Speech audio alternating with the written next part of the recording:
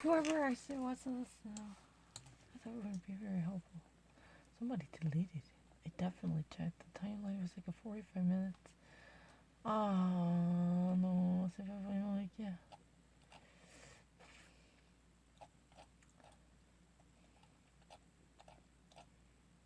Probably want to hear him. Senator Lindsey Graham. Let's start with the Merrick Garland controversy. Right. So Scalia dies, and within 45 minutes, McConnell sort of makes a statement: "We are not going to be holding hearings. This president will not be the one that will be putting forth the next Supreme Court justice." Very controversial. Democrats sort of say you're blowing up the system. What was your view of that decision? I know you met with Garland. But So the question is, even though it happened many years ago, this has been stated in the present tense. When Justice Scalia, Antonin Scalia died, and within the 48 hours, McConnell already actually issued a statement saying that Democrats are not going to control the system because we're not going to participate in their confirmation procedure. No replacement for Scalia would ever be appointed before the election, even though at least 10 months were there before the approaching election. And Democrats accused Republicans' blockage of a blowing of the system. They actually blamed the Republicans for taking the entire system hostage and not cooperating with the system by hijacking and exploiting what's been given to the president as a constitutional entitlement. So they've been actually just exploding the system. They've been blowing up the system. That means they just actually completely kidnap the system at their will in order to sabotage a legitimate progress that could have been made unless they had never done this type of activity. That was really the argument. He definitely at the time met Merrick Garland. So what do you actually think about this event? And what's your stance on what happened? Because Mitch McConnell, who was actually at that time majority leader of the Republican Party, majority leader of the Senate, he was actually very frustrated because there should be no more judge added by the Democratic president.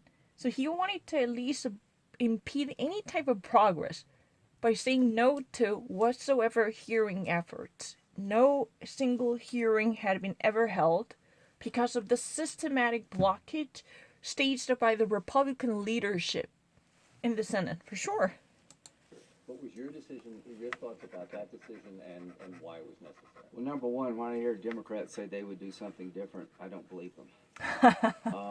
Mr. Garland, Judge Garland, basically was asked to replace Justice Scalia after the nominating process had started. And when you look for the last 100 years, when you had a Senate in the hands of one party and the president of another party, we've only had one person under those circumstances confirmed. So there was nothing unusual in terms of the history of the Senate.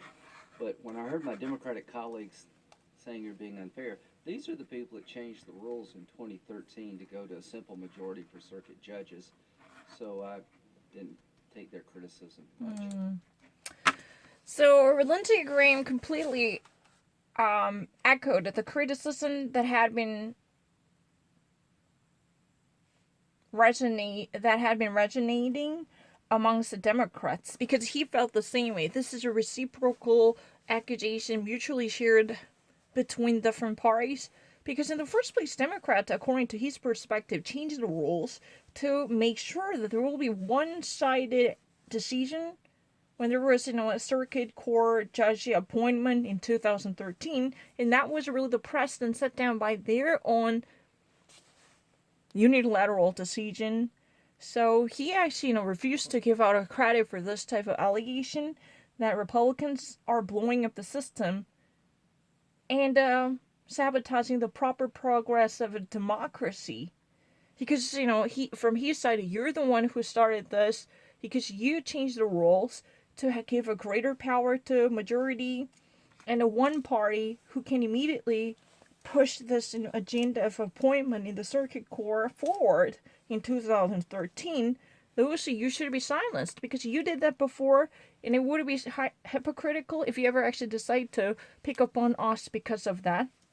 And if he, he could not imagine Democrats would have acted differently. He could have hardly envisioned if Democrats had been in this position, they would have acted differently. Nope, I don't think so. That's his viewpoints. Literally in a vice versa condition, Democrats were in that position when they have their majority in the Senate, but the president from different party is in office who just really wants to replace your admired justice in the court, which would immediately have influence on the political equilibrium of the Supreme Court, then he would say no. This is not really Republican-only stubbornness. That's his argument. Basically, in terms of Garland, there was an announcement following from the death of Antonin Scalia, and the whole hearing procedure has been scheduled by Republicans. But if you ever actually look into the system, the actual president from a different party is in office. Then the actual control of the Senate is on the other side. Then there is a one body and a one person that can ever be nominated, and a one person can be in charge of that decision. There is really a singular entity who could eventually claim a power to appoint a person in office to assume the role, or appoint a person to the position of a higher ranking members in our system. That's true. But everything is really clear. There could have been no difference greater than this, because eventually Democrats would have liked to see the advance of their liberal agendas. So Senator Lindsey Graham refused to recognize other scenario. The Democrats would have acted differently than what Republicans had done throughout the final days of President Obama, because they viciously got in the way of Judge Merrick Garland's hearing. So there was no single hearing on the Senate floor was eventually allowed. The Kavanaugh hearings. Number one, how important, what was at stake in the Kavanaugh hearings when to replace a moderate, a swing vote, a Kavanaugh who was seen by the Democrats as Anthony being, Kennedy. Not a moderate, very conservative, partisan. A lot of them will come in here and say. Mm-hmm. What was your view of that nomination when it came up, and what was at stake? So the interviewer asked, well, what would be your idea? What went through your mind when Brett Kavanaugh's appointment and nomination and an appointment were underway? Because this is not really, a changing a conservative justice for his follower, because this would have definitely introduced immediate toss-up in the political balance.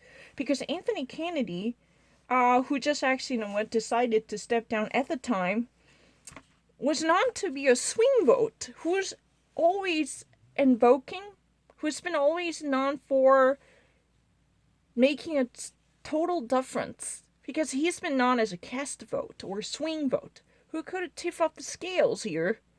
So the problem is, now, at that time, if Justice Kavanaugh, then nominee Kavanaugh, would be allowed to replace him, then this is immediate shake-up whose impact would be greater than seismic quake. Think about it. What kind of thinking did you have at the time? Can you actually share your thoughts that you had during that period when Brett Kavanaugh's confirmation hearings were going on, as his future in the Supreme Court would gain traction? That's really the argument. This is not just a replacement of one justice for another. No. Because Anthony Kennedy was literally a moderate backbone of the Supreme Court. And if that person was changed for Kavanaugh, who's been known for a very devout conservative, even to the degree of it being a political asset for President Bush, what kind of thought did you have when his nomination was just actually simply steps away from being substantiated, as he was just actually days away from being confirmed? Then this would actually definitely be a great achievement and victory for the conservatives in general. That was really the question.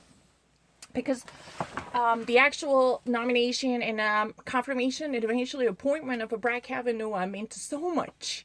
Think about it. The actual toss-up would be powerful enough because Brett Kavanaugh is very young, relatively. And he could have at least been 2 decades in the system.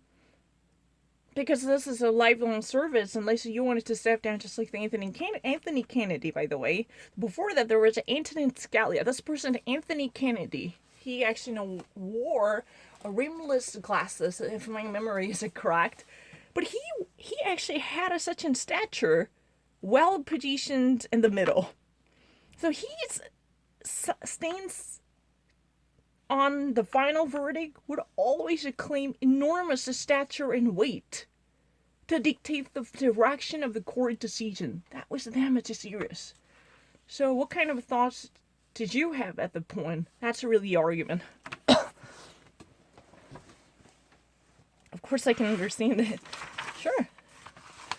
Oh, I'm actually very surprised he didn't actually mention Anthony Kennedy. Why can't you actually name out the very great Justice Anthony Kennedy? His name is Anthony Kennedy, by the way. Anthony Kennedy인데 이게 나는 왜 안 왔니?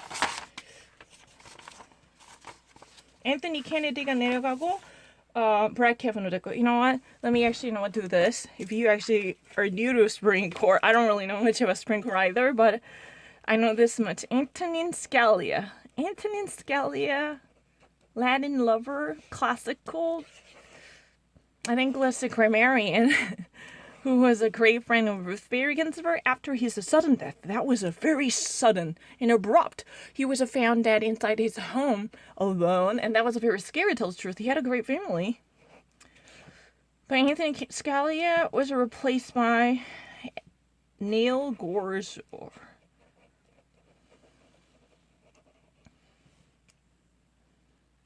Because originally, there was a guy named Merrick Garland who was a great judge. He was actually definitely met all the qualifications normally demanded from any possible justice candidate. Yeah, he was perfect. He was flawless. But he somehow got sacrificed because of the political agenda. He was a little bit similar to Robert Bork. Robert Bork is also a very equally contested candidate. But he actually had too much of a political agenda. But Merrick Garland, tell the truth, Merrick Garland had no politically polemic viewpoints. No. But he was just sacrificed because of the political viewpoints from other sides. Because he was never been allowed to have a viewpoint presented. Yeah, tell the truth, Merrick Garland. President Obama was very, very cautious to put out Merrick Garland, whose political views were almost muted. He was a very, very... like a person of integrity. Yeah. He had no seriously troublesome or controversial political credit that might hamper his further adjudicating power in the court system. No. But his hearings were not even actually given. Why? Because the political battle outside his own realm somehow overwhelmed the entire system to prevent him from having a say in this conversation. He was just immediately silenced. So Neil Gorsuch and Anthony Kennedy, he actually decided to step down by himself. It was a voluntary decision. Anthony Kennedy, moderate one. And he was replaced by Brett Kavanaugh. This person is really terrible.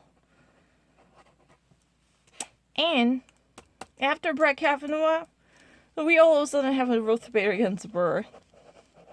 She just actually left us, right? It's a really sad, tell the truth. She should actually witness the victory of Joe Biden. That would be really helpful. At least she should have stayed just a couple of more days. Then Joe Biden could have actually appointed someone. Oh, that's a really sad story. Ironically, all her fights for abortion rights experienced immediate setback because of her absence. Amy Coney Barrett so far actually did nothing to undo her greatest achievement in the court system as a female Thurgood Marshall. Amy Coney Barrett,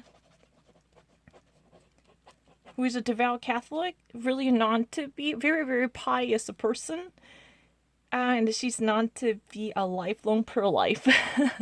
So everyone is really watching what she could do with her judgeship in the Supreme Court. It's a very interesting. Let's try to actually listen to this spoiler.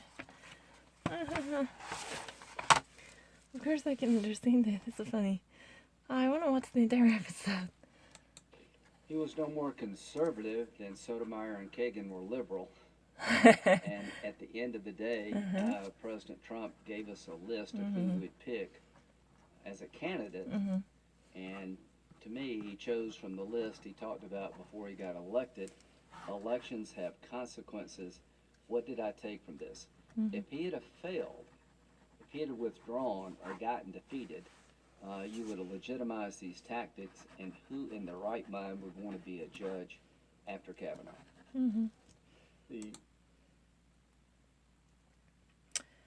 So, from his perspective, Justice Kavanaugh is not as much conservative as Justice Sotomayor and Justice Kagan would be liberal. That means if you ever actually, lay down any type of two-dimensional diagram. In the political spectrum, if Brett Kavanaugh is situated at this side, just actually, one grid away from the extreme conservatism per se, just Brett Kavanaugh would be here. But on the other side, no, I have to actually place it right and left, perfectly fine.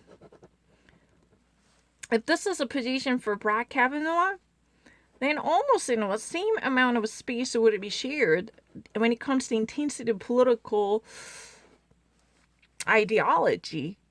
The intensity of the political ideology or the greed of a politicization. Justice Sotomayor and Elena Kagan would be here. They're equally politicized, or they're equally devoted to their own political belief. From my perspective, Brett Kavanaugh is not as much a conservative as, other liberal judges might be liberal. I mean, see, his devotion to conservatism is not excessive to be singularly bad when it comes to the sanctity of a judgeship or judicial impartiality in comparison with the rest of the liberal judges in the system. That means he is not as much conservative as other liberal judges might be liberal. They're equally politicized in their own way. The scale of his conservatism is exactly representatively comparative from different side by the liberal judges. They are both equally, respectively, conservative and liberal. So that's not a big deal. President Donald Trump actually brought out certain candidates, but he wasn't really worried about the consequence that could actually be carried by the following election. And anyone who actually witnessed this event, one might actually say that if President Donald Trump had not actually gotten the successful result, then this could have been a problem. But the thing is, eventually it was approved, and this type of campaign had been won. That's really the reason there would be no more other thinking, because it's equally done to prove legitimacy of Brett Kavanaugh. There is nothing unusual. He actually looked into the cases because he was questioned by President Donald Trump upon his overviewing of a candidates given by President Donald Trump, he thought that there was nothing seriously flawed. And this could have been thought otherwise if there were to be no positive consequence that had been indeed done. But nothing is unusual to raise eyebrows.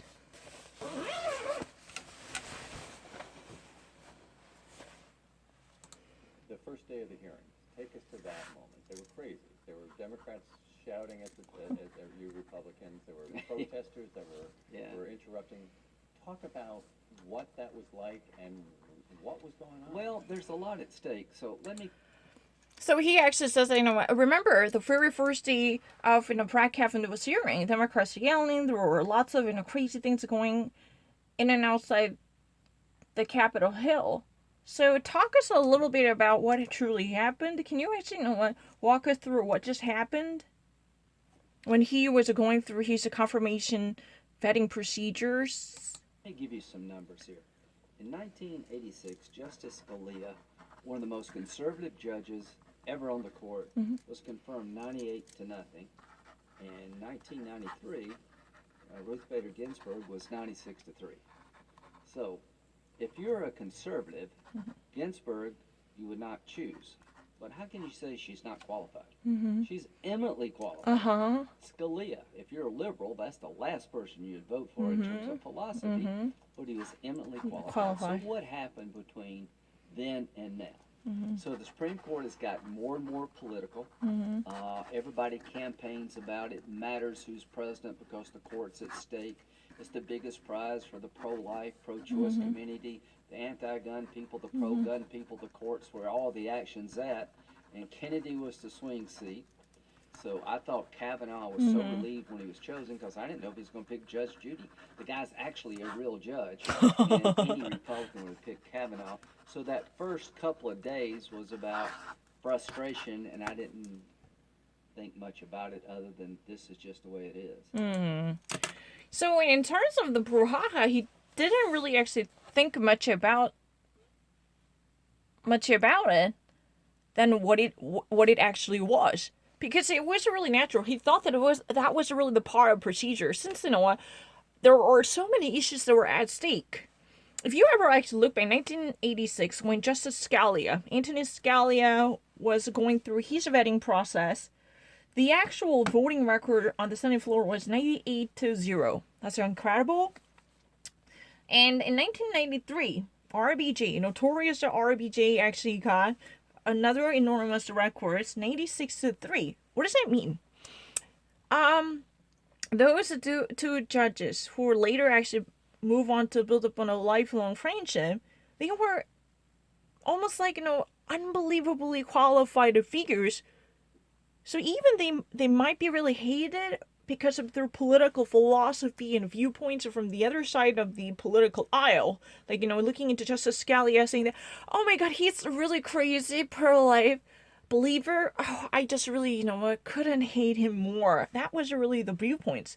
But no one could actually deny how qualified, how high-minded Justice Scalia is. And vice versa for Justice Ruth Bader Ginsburg. If you were actually from the Republican Party, Ruth Bader Ginsburg, she had such a radical agenda in pursuit of a female liberation and equal payment for women and women's equal rights. All these ideas are so scary to unsettle the existing system. However, how would you even honestly deny the qualification of Justice Ginsburg? That's really the very absolute benchmark and the standards left behind by these two brilliant and prominent justices in the system, right?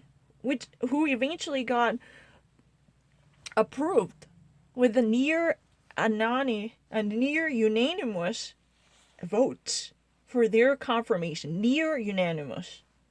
All right? So these are little stellar records, right? But he really actually, things in this way. That was really the previous era. Now, right now, we've been actually dealing with so many politicized agenda. Now, in a core, is more like the political circus. Everyone is worrying about the very politicized nature of the judicial branch. Hello, excuse me, can you actually believe that? Because we actually witnessed the Roe v. Wade, that serious landmark cases at stake, and everyone is flocking to core, either in search of reverting the abortion rights approval, or either in search of reinforcing and securing this pro-choice decision made by CORE in the 1970s. Think about it. These type of constant battles that are taking place inside the CORE never before claim a greater ripple effects that might resonate throughout the society in general. Or even actually, the Second Amendment, the pro-gun and anti-gun, these, different forces are, again, promising another heavy fight in the core system. That's how much the land's highest core has been politicized as of now. This was so unlikely before, but now we have so many things at stake. That means so many things are on the line. And Justice Kennedy, as I've already mentioned, this is not mere justice who's been taking the position that could actually be changed for something else. His power in the system was so eminent because he had a credit for being a swing vote. Who is a blow can completely overwhelm or underwhelm the existing core balance. The actual division between the liberal and the conservative could eventually be reshuffled just simply because of his say in the conversation. The pendulum can swing back and forth at his fingertip. That's how powerful Justice Anthony Kennedy's influence in the court system. Given that contextual history, this type of hubbub happening in and outside the Congress during Brett Kavanaugh's confirmation hearing, he believes there was nothing unusual than what already happened, given the very